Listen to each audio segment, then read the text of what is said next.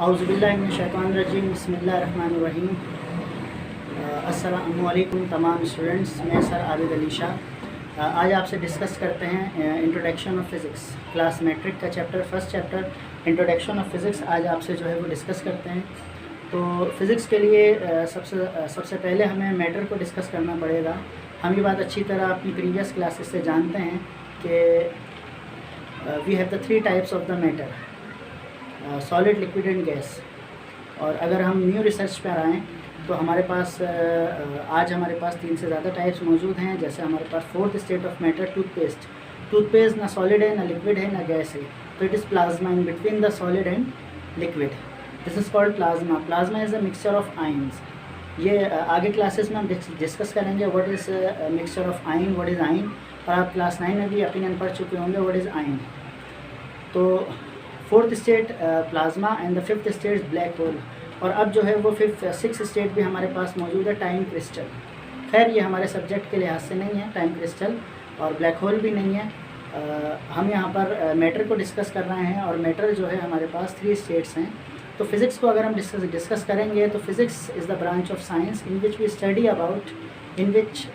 About the interaction between matter and energy, mass and energy, matter and energy, the relation between mass and energy, matter and energy. आप दोनों में से कुछ भी कह सकते हैं, इससे कोई फ़र्क नहीं पड़ता।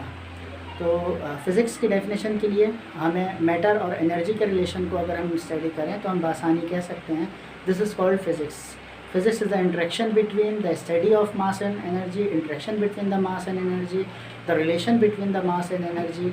किसी भी सेंस में आप लिख सकते हैं डेफिनेशन ऑफ फ़िज़िक्स। फ़िज़िक्स की डेफिनेशन के बाद हमारे पास ब्रांचेज़ हैं फ़िज़िक्स की।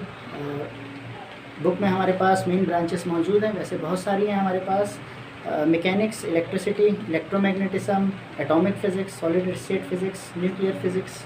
हमारे पेपर में बोर्ड के हवाले से जो हमारे पास ब्रांचेज़ आती हैं वो और भी हैं। एस्ट्रोफिज़िक्स है, बायोफिज़िक्स है, प्लाज्मा फ़िज़िक्स है।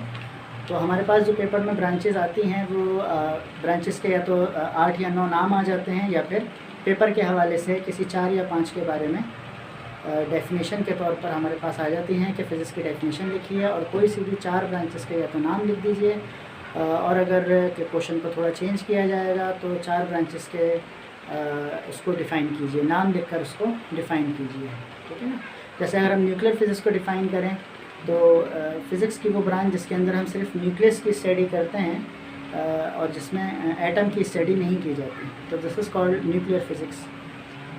सिमिलरली अगर हम एटॉमिक फ़िज़िक्स को डिस्कस करें तो एटॉमिक फ़िज़िक्स तो होल एटम की जो फ़िज़िक्स है इंक्लूडिंग न्यूक्लियस, तो this is called atomic physics. और इसी तरह जो है अगर हम सॉलिड स्टेट फ़िज़िक्स है, प्लाज्मा फ़िज़िक्स है, तो the study of the mixture of ions is called plasma. तो एक ऐसी फ़िज़िक्स जिसके अंदर हम मिक्सचर ऑफ आयन को डिस्कस करते हैं, this is called plasma physics, ठीक है। और मैकेनिक्स को अगर हम डिस्कस करें तो मैकेनिक्स जो है वो मोशन ऑफ ऑब्जेक्ट्स के बारे में without reference of force, this is called mechanics. यानी मूवेबल बॉडीज़ के बारे में स्टडी करना मैकेनिक्स कहलाता है। और इलेक्ट्रिक चार्जेस के बारे में जो हम डिस्कस करते हैं, दिस इज़ कॉल्ड इलेक्ट्रिसिटी। तो उम्मीद है आपको फ़िज़िक्स और उसके ब्रांचेस का कॉन्सेप्ट थोड़ा बहुत समझ आया होगा।